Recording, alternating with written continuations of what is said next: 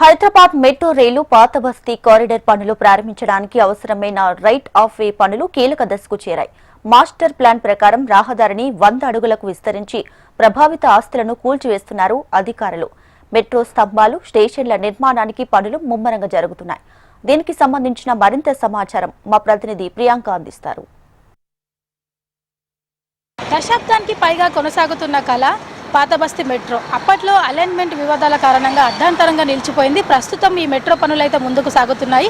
MGBS నుంచి ఫలక్నామా వరకు కూడా మెట్రో రైలు నిర్మాణానికి సంబంధించిన అన్ని పనులైతే అధికారులు వేగవంతం చేశారు. ప్రస్తుతం మనం చూడొచ్చు, ఇక్కడ పక్కన రోడ్డు విస్తరణకి కావాల్సిన పనులన్నీ కూడా వేగవంతంగా ముందుకైతే సాగుతున్నాయి. హైదరాబాద్ మెట్రో రైలు పాత బస్తీలో కారిడార్ పనులు అయితే ప్రారంభించడానికి అవసరమైన రైట్ ఆఫ్ వే పనులు కీలక దశకైతే చేరాయని Hyderabad airport metro rail limited MD NVS Reddy ఆదివారం అయితే తెలిపారు. అయితే మాస్టర్ ప్లాన్ ప్రకారం రహదారిని 100 అడుగులకు విస్తరించి ప్రభావిత ఆస్తులను కూల్చివేస్తామన్నారు. అయితే మెట్రో రైలు స్తంభాలు వేసేందుకు డివైడర్ మార్గంలో కావాల్సిన స్థలంతో పాటు ఇరువైపులా 2 లైన్ల రహదారికి కావాల్సిన విస్తీర్ణాన్ని రైట్ ఆఫ్ వే అంటారు. మెట్రో స్తంభాలు, స్టేషన్ల నిర్మాణానికి సన్నాహక పనులు అయితే ముమ్మరంగా జరుగుతున్నాయి.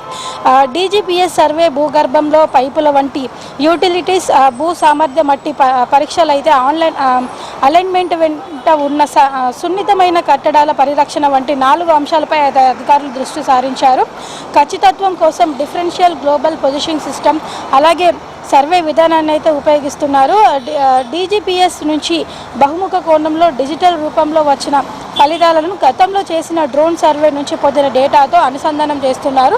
7.5 కిలోమీటర్ల మార్గాన్ని కొన్ని భాగాలుగా విభజించి అవసరమైన ప్రదేశాల్లో కంట్రోల్ పాయింట్లు ఏర్పాట్లు చేస్తున్నారు.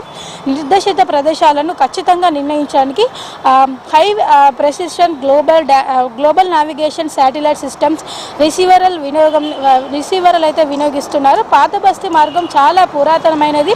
రహదారి కింద తాగునీటి లైన్లు, అలాగే మురుగు, వరద నీటి పైప్ లైన్లు, విద్యుత్ కేబుల్లు, అలాగే టెలికాం లైన్లు కూడా ఉన్నాయి. అయితే గ్రౌండ్ పెనెట్రింగ్ రాడర్ సర్వే ద్వారా వీటిని గుర్తిస్తున్నారు. మెట్రో స్తంభాలు వచ్చే చోట వీటిని మరో చోటుకు మార్చడం కీలకమైన పని అని కూడా ఎన్వీఎస్ రెడ్డి అయితే అధికారులందరికీ కూడా తెలిపారు. సో మొత్తానికి పనులైతే ఇక్కడ వేగవంతం చేశారు. భూసేకరణ పనులు కూడా ముగిశాయి. ఇక్కడ అన్ని కూడా ఇప్పుడు ప్రస్తుతం అయితే రోడ్డు పక్కన ఎక్కడైతే మెట్రో స్తంభాలకి అడ్డు వస్తున్న ఇల్లులు అయితే ఉన్నాయో అవన్నీ కూడా కూల్చివేత పనులు అయితే చేపట్టారు. పనులైతే వేగవంతం చేశారు. పనులన్నీ కూడా ఎంత త్వరగా వీలైతే అంత త్వరగా ముందుకు సాగినట్లయితే కూడా మరో 2 ఏళ్లలో పాత బస్తీలో మెట్రో రైళ్లు పరిగెత్తనున్నాయి. జర్నలిస్ట్ రవితో ప్రియాంక, HM టీవీ, హైదరాబాద్.